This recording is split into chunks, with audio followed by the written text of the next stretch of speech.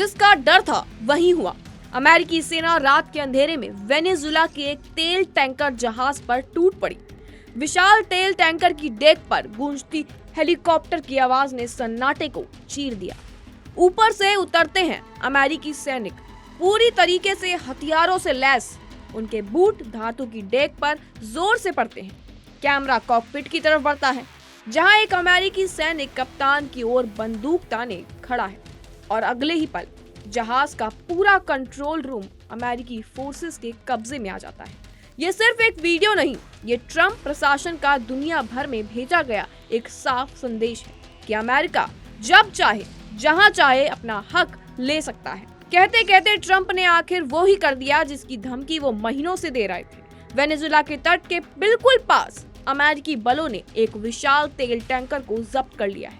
ये सिर्फ जब्ती नहीं, बल्कि कैरेबियन सागर में ताकत का ऐसा प्रदर्शन है जैसे 1962 के क्यूबा मिसाइल संकट के बाद से नहीं देखा गया। अमेरिकी अटॉर्नी जनरल पामेला बॉन्डी ने खुद इस ऑपरेशन का वीडियो सोशल मीडिया पर अपलोड किया, सीधा बिना फिल्टर, बिना सेंसर के। वीडियो में सैनिक हेलीकॉप्टर से उतरते हैं, शिप के चारों ओर घूमते हैं और कुछ ही सेकंड में जहाज के दिल उसके कंट्रोल रूम पर कब्जा कर लेते हैं। वेनेजुएला का झंडा झुका हुआ था और जहाज पर अब स्टार्स एंड स्ट्राइप्स की परछाई थी। एक अमेरिकी अधिकारी ने पुष्टि की है कि यह कार्रवाई अमेरिकी कानून परिवर्तन अधिकार के तहत की गई है। तो वहीं इसमें सबसे लीड रोल में था यूएस कोस्ट गार्ड। सपोर्ट में अमेरिकी नौसेना और सैनिक जहाज पर उतारे गए यूएस जेरल्ड आर फोर्ड नाम के एयरक्राफ्ट कैरियर से। पामेला बॉन्डी के मुताबिक ये वही टैंकर था जो सालों से प्रतिबंधित था, क्योंकि यह ईरान और वेनेजुएला के उस नेटवर्क का हिस्सा बना हुआ था जिस पर आतंकवादी संगठनों का सपोर्ट करने का आरोप है। बॉन्डी ने कहा है कि आज एफबीआई और एचएसआई और यूएस कोस्ट गार्ड ने मिलकर वारंट लागू किया। ये टैंकर अवैध तेल तस्करी और प्रतिबंधित नेटवर्क का हिस्सा था।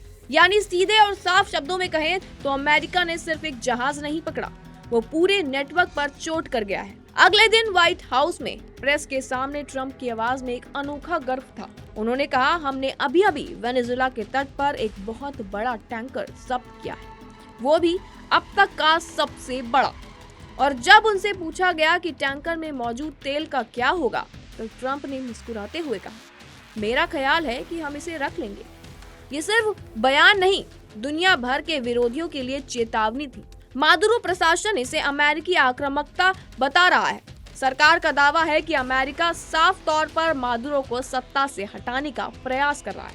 अगस्त 2025 से अमेरिका पहले ही मादुरो पर $50 मिलियन का इनाम घोषित कर चुका है। कराकास में एक रैली में मादुरो चिल्लाकर कहते हैं, उत्तरी अमेरिका की साम्राज्य के दांत तोड़ने के लिए तैयार रहो। लेकिन अंतर्राष्ट्रीय समुदाय में उनकी स्थिति पहले से ही कमजोर है। उन पर चुनाव चोरी, विपक्षियों को दबाना और दमनकारी शासन चलाने के आरोप लगातार बढ़ते जा रहे हैं। विपक्षी नेता मारिया कोरिना मचाडो को नोबेल शांति पुरस्कार दिया जाना मादुरो सरकार की असहजता को और बढ़ा गया, जिसके चलते वो खुद नॉर्वे नहीं जा सकी। उनकी बेटी को पुरस्कार लेना पड़ा।